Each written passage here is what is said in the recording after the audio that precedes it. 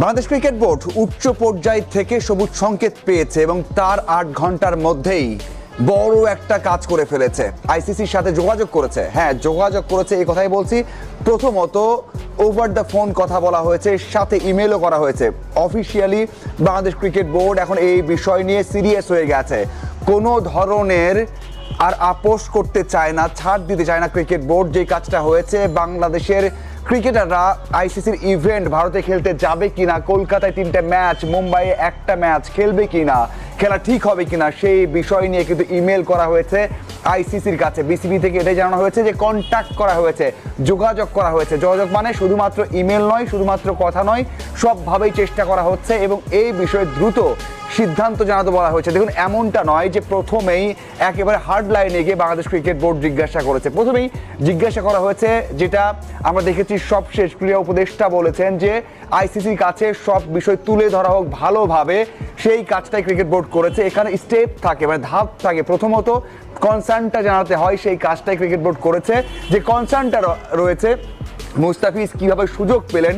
মুস্তাফিজকে তো প্রথমবার যখন নেওয়া হয়েছে তখন তো প্রত্যেকটা ক্রিকেট বোর্ড কী করে, যখন আইপিএল হোক, পিএসএল হোক, সিপিএল হোক, অথবা যে কোনো জায়গায় টুর্নামেন্ট হলে তারা কিন্তু আগে ক্রিকেট বোর্ডের কাছে একটা এনওসি চায় বা জিজ্ঞাসা করে তোমাদের কোন কোন ক্রিকেটার এই সময় ফাঁকা থাকতে পারবে, এনওসি দিতে পারবে কিনা।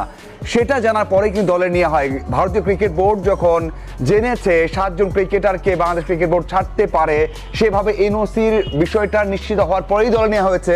আবার বাদ দেওয়া হলো যেভাবে, সেই বিষয়গুলো পুরোটাই তুলে ধরেছে ক্রিকেট বোর্ড আইসিসির কাছে। এবং যে নিরাপত্তা সংখ্যাটা আছে, এত কিছু ঘটে যাচ্ছে, এত আন্দোলন হচ্ছে, এত কথা হচ্ছে যে ওখানে কলকাতাতে বাংলাদেশি তারকাদের খেলতে দেওয়া হবে না, এমন অনেকেই বলছে, অনেক প্রতিবাদ করছে। সেই জায়গাতে বাংলাদেশ ক্রিকেট দলের খেলা যে কতটা হুমকির মুখে পড়তে পারে, কতটা নিরাপত্তা ঝুঁকি রয়েছে, সাথে তারকারা যে খেলতে যাবেন, তারা যে খেলার জন্য খেলার মধ্যে ফুল ফোকাসটা দিতে পারবেন না, এই সব বিষয় নিয়ে কিন্তু একেবারে সিরিয়াসলি বাংলাদেশ ক্রিকেট বোর্ড আইসিসির কাছে জানিয়ে দিয়েছে। সেটা 8 ঘন্টা না যেতেই যখন উচ্চ পর্যায় থেকে সবুজ সংকেত পাওয়া গেছে বা একটা সিদ্ধান্ত নেওয়ার কথা জানা গেছে, এটা বাংলাদেশ ক্রিকেট বোর্ড খুবই ভালো একটা কাজ করেছে বলে মনে হয়। আমরা সবসময় দেখেছি যে ক্রিকেট বোর্ড অন্য বড় বোর্ডের সাথে খুব একটা নেগোসিয়েশন অথবা খুব একটা হার্ড লাইনে যে কথা বলতে পারে না, কিন্তু এখন এমন অবস্থা এসে দাঁড়িয়েছে যেখানে শুধুমাত্র এরকম দাবিই নয়, কারণ যেই বিশ্বকাপ খেলতে যাওয়া সেখানে তারকারা খেলবেন, ক্রিকেটার আছেন, কোচিং স্টাফ আছেন, সমর্থকরা রয়েছেন, সাংবাদিকরা রয়েছেন, পুরো একটা দেশের যে নিরাপত্তা দেওয়া, সে বিষয়টাই কিন্তু ওই ইমেলে বা কথাই কিন্তু আইসিসির কাছে বিসিবি জানিয়েছে। এটা ক্রিকেট বোর্ড নিশ্চিত করেছে। এখন দেখার অপেক্ষা অবশ্যই যে কি হয়, কারণ ওই যে মুস্তাফিজের ইস্যু, সেটা তুলে ধরেছে ক্রিকেট বোর্ড।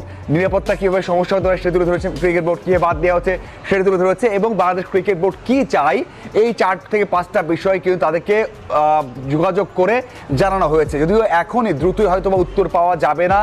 আমরা সবাই জানি যে প্রথম স্টেজ, ক্রিকেট বোর্ডও বলছে আমাদেরকে যে এটা প্রথম একটা ধাপ, এরপর আরও 2-1টা ধাপ থাকতে পারে।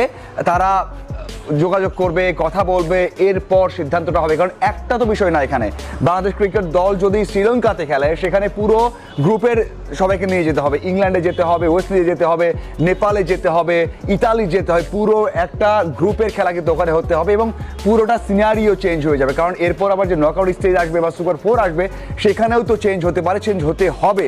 তো এই বিষয়গুলো নিয়ে অবশ্যই আইসিসিকে ভাবতে হবে, সাথে আরও 2 থেকে 3 বার হয়তোবা ক্রিকেট বোর্ড এবং আইসিসির একটা যোগাযোগ হবে, কথা হবে, তারপর সিদ্ধান্ত হবে। তবে আপাতত যে কাজটা করেছে, দ্রুতই একটা সিদ্ধান্ত নেওয়া, দ্রুতই একটা ইমেল করা, দ্রুত যোগাযোগ করা, এটা অবশ্যই ভালো করেছে। আর দেখার অপেক্ষা এটা কোন দিকে গড়ায়, বিসিবি কি বলে। আমি সবসময় আপডেট জানাবো, অবশ্যই সবাই সাথে থাকবেন।